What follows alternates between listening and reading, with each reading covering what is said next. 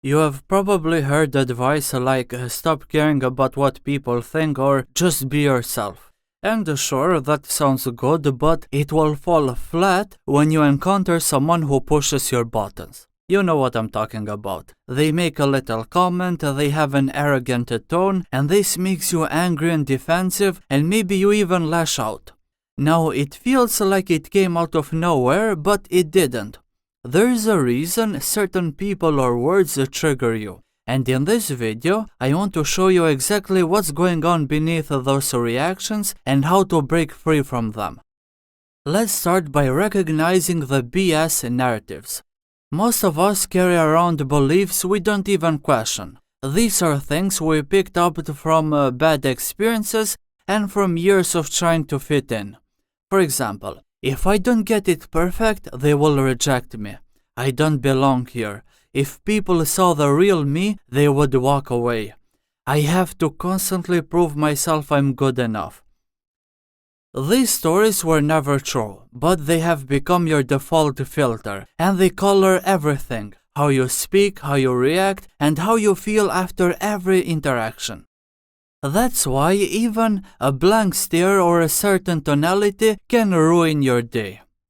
Now, the secret to mental toughness is about recognizing these old scripts and replacing them before they sabotage you again. Whenever they see something hurtful, the first reaction is to get upset, right? Well, you need to change that reaction. You need to get curious. You need to ask yourself, what's exactly bothering me about this? Is it a certain word, the way they look, their tone of voice? What is it? Then you ask yourself, did I attach a false narrative to that moment, like I'm not good enough or that they don't like me? And finally you ask, does this feel familiar? Has it ever happened to me before? Because whatever you're feeling right now, you have probably felt it before, but in a different situation. So by analyzing your feelings and the context of the situation, you will be able to recognize the pattern. Maybe not on the first try, but sooner or later you will figure it out. Let's move on to the next strategy. Drop the cool. Many people carry around this quiet, corrosive belief that they need to be liked.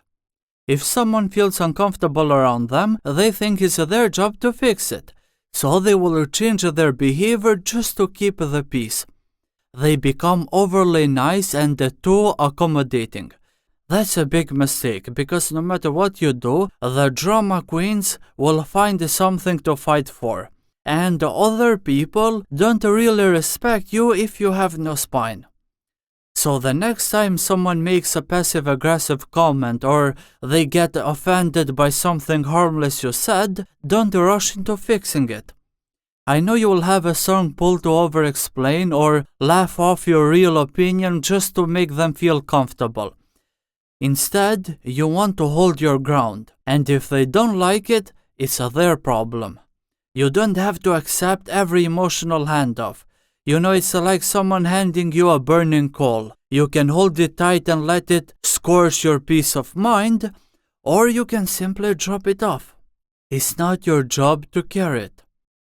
We have talked about the pain that comes from chasing approval or fearing rejection. But there's another source of suffering that's just as powerful and far more subtle: rejecting the present moment. I know that sounds vague, so here's what it looks like. You're at work, but your mind keeps racing towards 5 p.m., toward the moment you finally get to live. You feel low or anxious for no clear reason and instantly judge yourself. What's wrong with me? I shouldn't feel this way.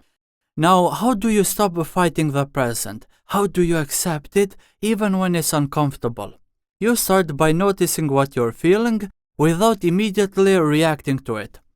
When you feel tired, sad, anxious, or off in some vague way, the reflex is to label it as a problem that needs to be fixed right now.